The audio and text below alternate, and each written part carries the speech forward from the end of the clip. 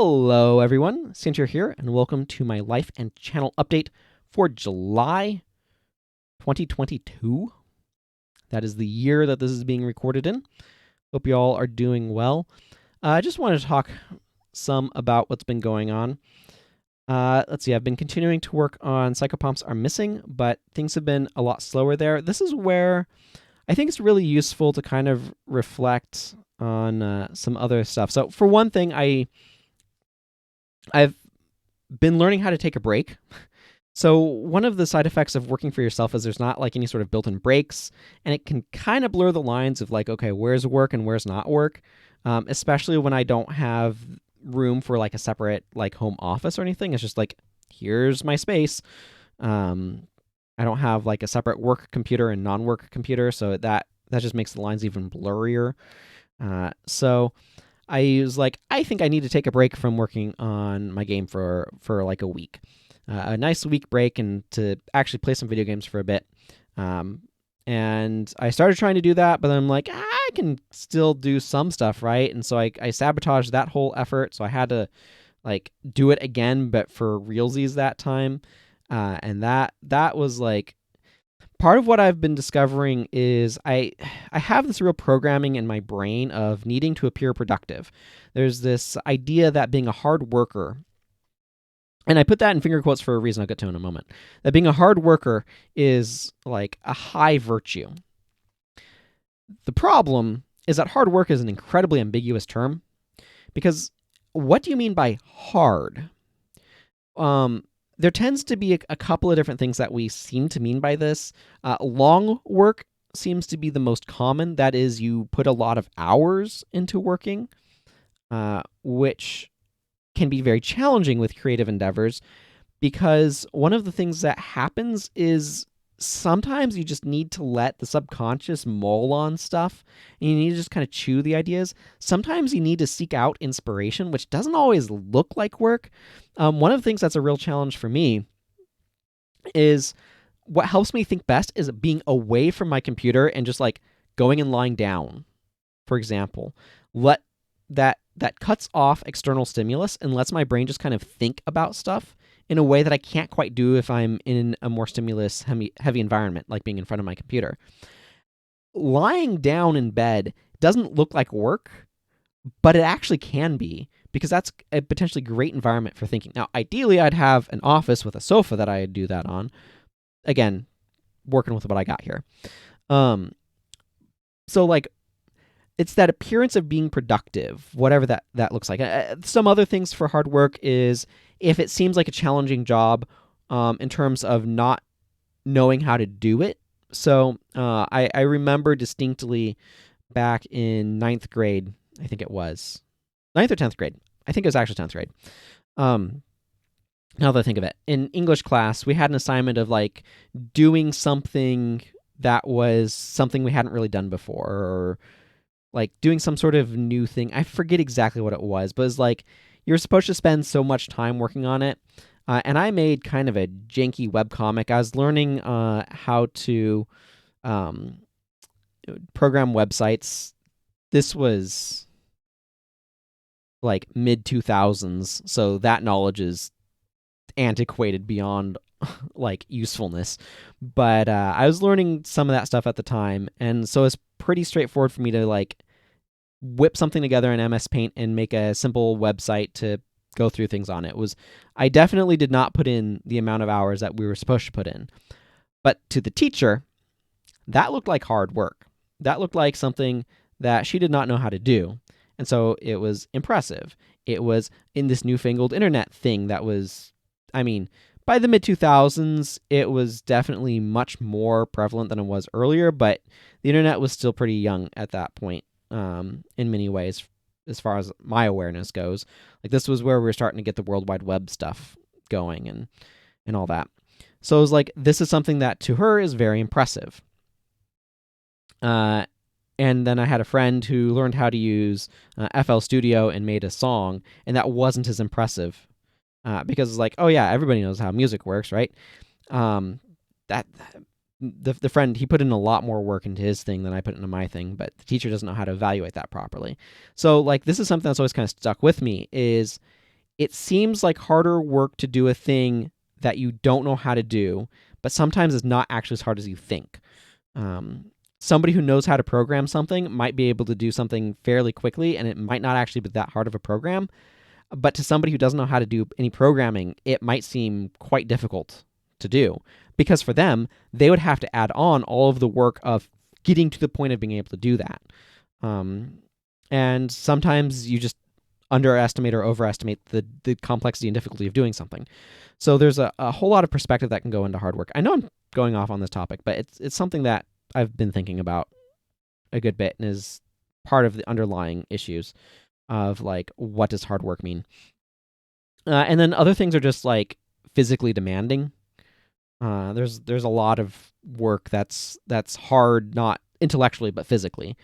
Um, and so I think like hard work intellectually is very difficult to parse and process, because everything mental is just less obvious than physical things. It is obviously difficult to lift up a 50-pound bag and haul it somewhere and then do that again and again and again and again and again.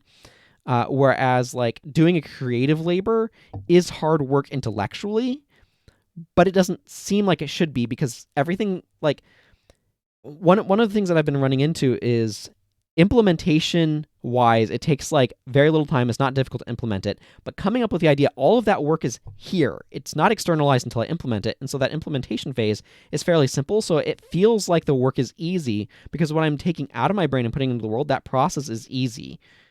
But it's figuring out what to put out into the world that's hard. And that completely confuses me in terms of work. It makes it very hard to process. This wouldn't be as much of a problem if I didn't feel so much social pressure. I don't know from whom. Like, I don't know where it's coming from. But I feel all this social pressure to appear like a hard worker. And what a lot of this comes to is hard work is a virtue. The opposite of hard work is being lazy. And that is a severe vice. Like, people mega judge those that they perceive as lazy. Like, it's just the biggest judgment. So, like, I want to avoid appearing lazy, and so the way to avoid appearing lazy is to appear productive. But if being productive in truth doesn't look like what actual, like, if actually being productive doesn't look like what I think producing the image of appearing productive looks like, that creates a sort of dissonance inside of me that creates issues. So it's something I've been working through. Has definitely impacted some of the stuff with working on Psychopomps Are Missing. But one of the other things, I just need to get enthusiastic about some element of the game. I'm also like thinking about what are things am I not as good at, and some of those things are character writing. Character writing is just something I'm not as strong at. Figuring out overall lore, doing design stuff, and anything that's like systems oriented, where like lore is a bunch of systems functionally. Like, it's how does this world work? What sort of things happen in it, and what is the interrelationship between those various elements? That sort of thing I'm good at. Figuring out like, okay, who are these characters and how do they interact with the world? That's something I'm weaker at. So I was actually reflecting, like, if I had the ability to bring on people to help me with Psychopomps Are Missing, I don't. But if I did, if, you know, like, I don't even know how many people would have to go support me on Patreon to make it possible for me to bring on additional help. But if I could bring on additional help, artist and character writer, like dialogue writer, are the things that would be most helpful for me. But anyway, so I just need to kind of like step back and figure out where am I going to get enthusiastic about something to kind of build up that motivation to work on it.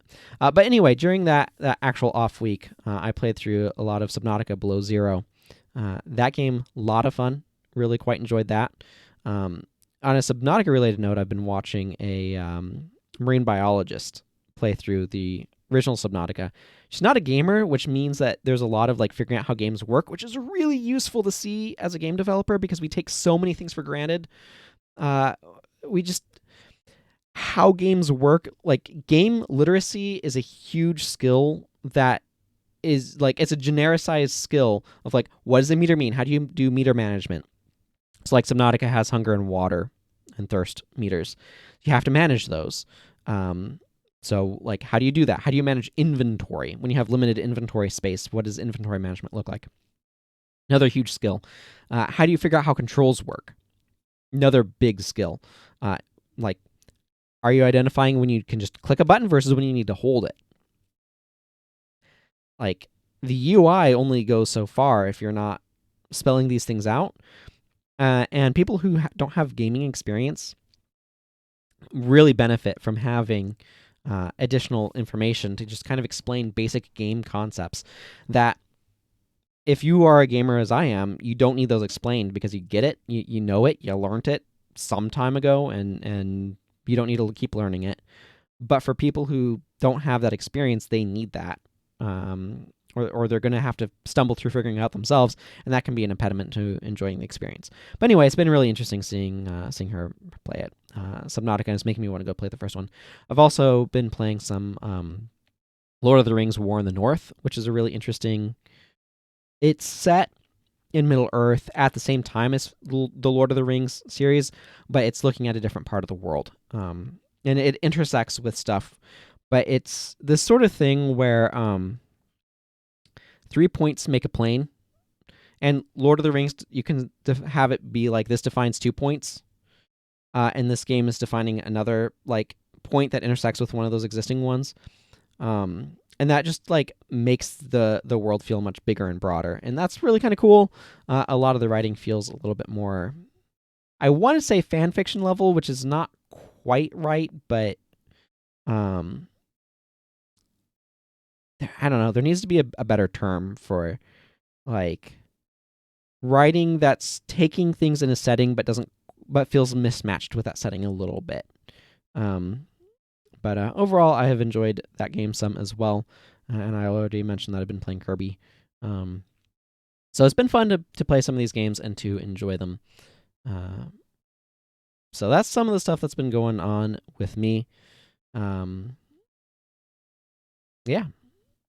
I'm looking forward to eventually being able to play more Elden Ring.